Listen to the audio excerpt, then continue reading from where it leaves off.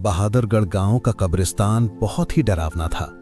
कोई भी इंसान रात में कब्रिस्तान के अंदर कदम तक रखने की हिम्मत नहीं करता था और इसका कारण था मुर्दों की आहट। जब भी कोई इस कब्रिस्तान से अकेला आता या जाता था तो मुर्दे इसका पीछा करते थे और वो जैसे ही उन मुर्दों की आहट सुनकर पीछे घूमता तो वहीं पर उसकी मौत हो जाती थी। बहादुरगढ़ गांव के लोग तो कई कहानियां सुनाते थे। सुनील, मेरे मामा जी एक रात कब्रिस्तान के रास्ते से आ रहे थे। वो डरे हुए थे, इसीलिए हनुमान मंत्र पढ़ते हुए आ रहे थे। उन्हें कब्रिस्तान के भूतों के बारे में पता था। फिर उन्हें मुर्दों की आहट सुनाई देने लगी। वो सीधे सामने देखकर चलने लगे और फिर उन्हें मामी की आवाज सुनाई दी और मामी की आवाज सुनते ही वो मुड़ गए और फिर मुर्दे घसीटकर उन्हें कब्र में लेकर आए। मनीषा, तुझे यह सब कैसे पता चला? सुनील, क्योंकि अगली सुबह तक मेरे मामा जिंदा थे। उन्होंने अपने साथ हुआ सब कुछ मेरे पिताजी को बताया और पिताजी ने मुझे बताया।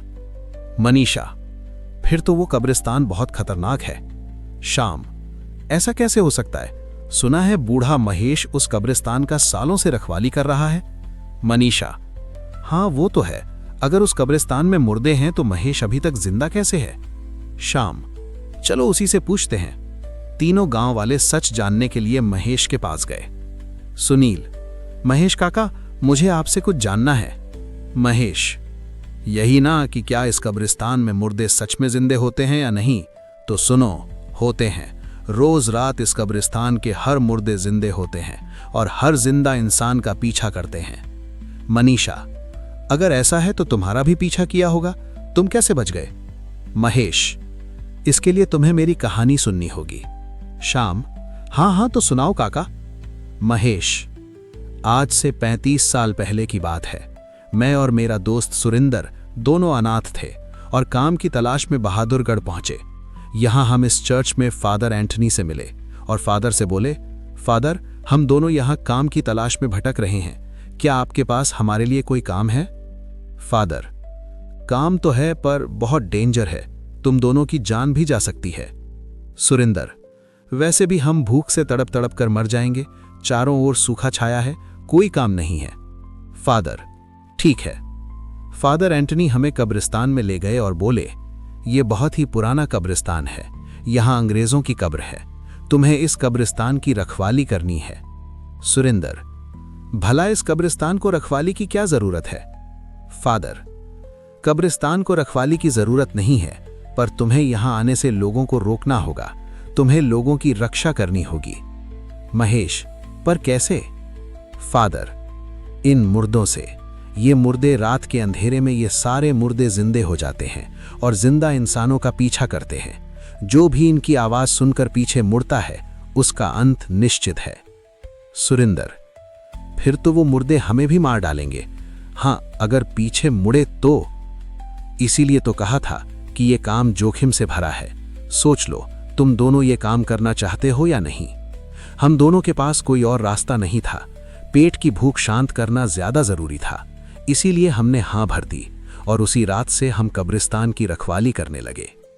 कुछ रात तक सब कुछ ठीक था। एक रात हमें लगा कि जैसे कोई हमारा पीछा कर रहा है।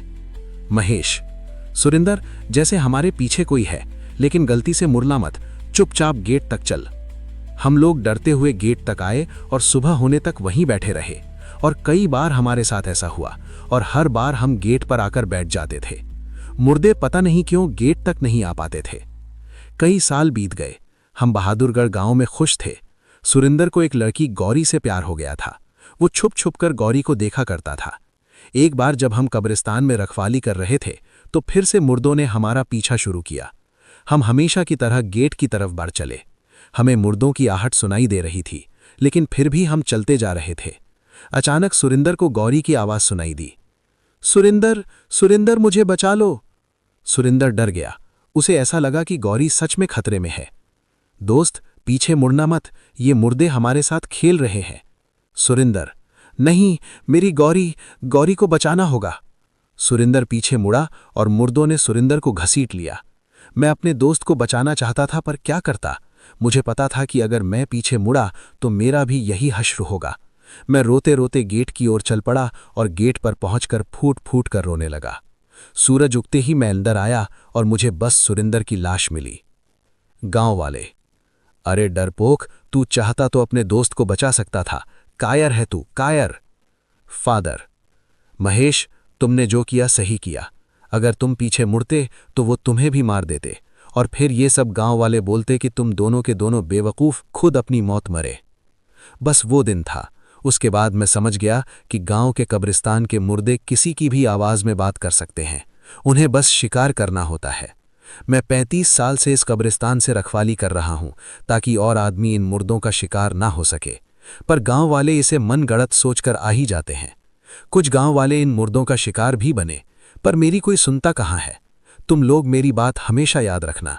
पहले तो इस कब्रिस्तान के आसपास से तो बिल्कुल मत गुजरना, और दूसरा, अगर कभी वक्त आ पड़े तुम्हें यहां से गुजरना पड़े तो मुर्दों की आहट सुनकर पीछे मत मुड़ना। बूढ़ा महेश इतना कुछ बोलकर अपने काम पर निकल गया, और यहां ये तीनों दोस्त बातें करने लगे। मनीषा। मुझे लग रहा है ये बूढ़ा महेश हमें कहानी सुना रहा है। श्याम।